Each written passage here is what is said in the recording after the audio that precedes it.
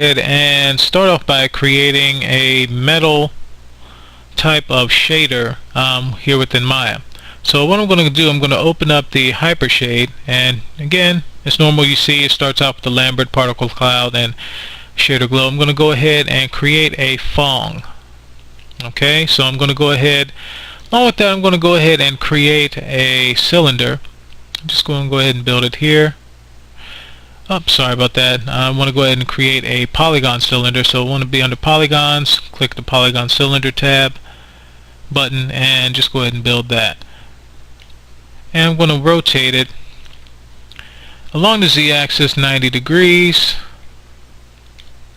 So at least here in the scene it will be lengthwise, and I'm going to go ahead and stretch it out a little bit, make it a little thinner. Hopefully it will work a little bit better for you for this tutorial. Okay, so I'm going to go ahead and apply the Phong. Just going to put the cursor here in the Hypershade over the Phong, hold down the middle mouse button, and just drag it over to my object,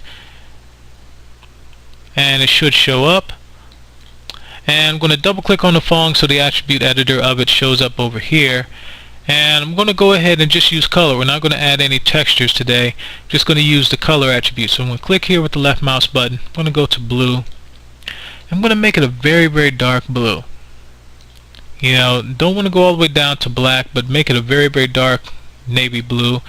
And I'm going to use, up here you see this window shows the updated color. Just click on this button here that has the arrow on it, and it creates a little swatch up here for you for later use. So I'm going to hit accept for that. And here under common material attributes, I'm going to go down to where it says specular color. Just click on the color box here. And this time I'm going to click on the swatch for the color I just created and make the color as light as possible, and just hit accept. And this is where I'm going to change. I'm going to change the cosine power. Remember, under a Phong, the higher you make the cosine power, the smaller you make your specular highlight. The lower you make the cosine power, the bigger you make the highlight upon it.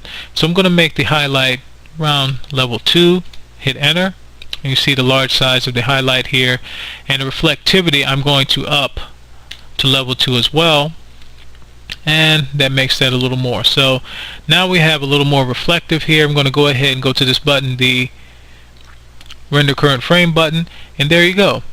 We have a very quick metallic object that you have already created.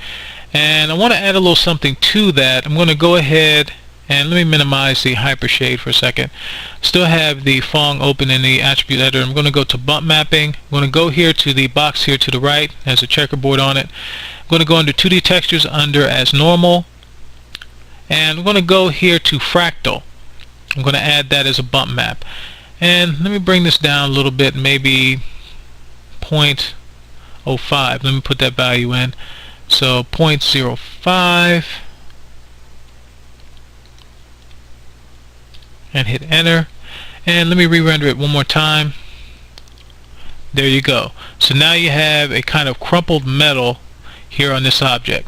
And so that's it for that tutorial. Very simple. The next one up, we're going to try and create a kind of painted metal shader that you can use for maybe cars, or maybe inside of a house, however you want to use it.